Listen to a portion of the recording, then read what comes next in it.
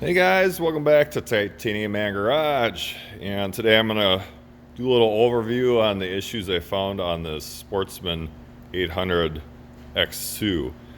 It's been sitting for a year. I picked this thing up, and one of the first things I noticed was the front differential was unplugged. I don't know if you can see that there. So that makes me wonder if there's issues with that. Maybe it was stuck in four-wheel drive.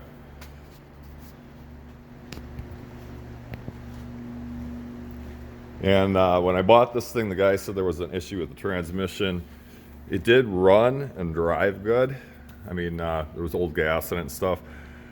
But guys, if you drive an ATV with turf mode and you drive in turf mode constantly, keep this in mind. This is what might happen. Look at that. So that's why that was the issue with the transmission.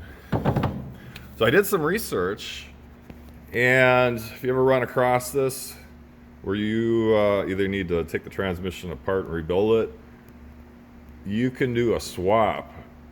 You can take, I believe it's like off a 2012 800 regular transmission and install that, but then you'll need the 800 axle shafts, the rear axle shafts. You eliminate the turf mode. I actually watched a video last night. This guy did a swap. It seemed pretty practical, and I might go ahead and do that unless I can. I'm hoping it's just the splines on the rear axle shaft, but I don't think I'm going to get that lucky. I think I'm going to have to rip this apart, which is good because this thing's kind of rusty. So I'm going to go through and clean everything up. So this thing had been sitting for a year. Had old gas in it. It's got 5,000 miles on it, so I drained the gas. It did backfire once in a while, and I found out why. There was a crack in this boot going to the air box, so sucking in air. That's your TBAP sensor, I believe. So if that's not reading the correct amount of air, it's either going to dump more or less fuel in. Another thing, this is fuel injected, so you can look down the throttle body. Look how dirty that is. It's another thing to keep in mind. I gotta get some throttle body cleaner. I'm gonna disconnect that, spray it up real good, clean it up on the inside. I'm gonna inspect this boot, make sure it's not cracked. Another thing that's well known with Polaris, with the 500 and the 800 EFI. Look at how thin those wires are. They're known for getting brittle and cracking, and then sometimes you'll get a code pop up on your Speedo. The last 800 I rebuilt. On the second ride, it was probably another 60-mile ride. All of a sudden the engine light started flashing. And these air boxes, I know I got it removed now, but it's kind of wonky. It's actually at an angle, and then the tube comes in and over. As you can see, this is offset. Puts a lot of pressure and strain on that. And also the wiring that's connected to the pipe to the air box. What I ended up doing was I just ended up wiggling the wire, and the code went out. So that was telling me that there was a short in these wires. So keep that in mind. They do make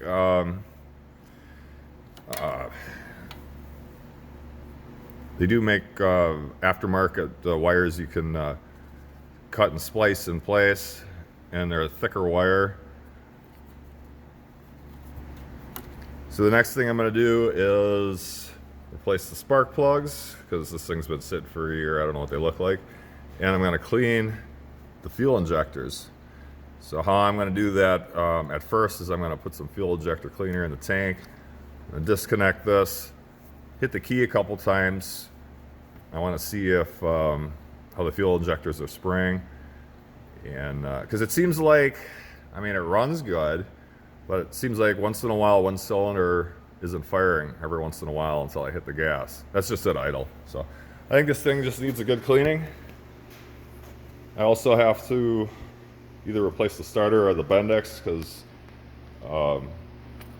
on the second try I'm trying to start it, the starter will just spin and whine and it won't turn the engine over.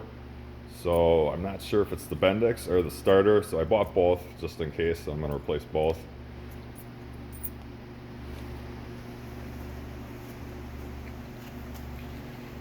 Okay guys, well, guess I got a bunch of videos that I'm going to be posting, and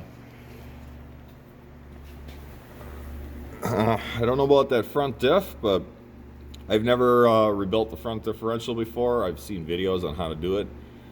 In a way, I kind of hope I get to do it because I've always wanted to try it. I heard the plastic cages or the aluminum cages in there like the brake, and then you're either stuck in four-wheel drive or it won't engage, one of the two.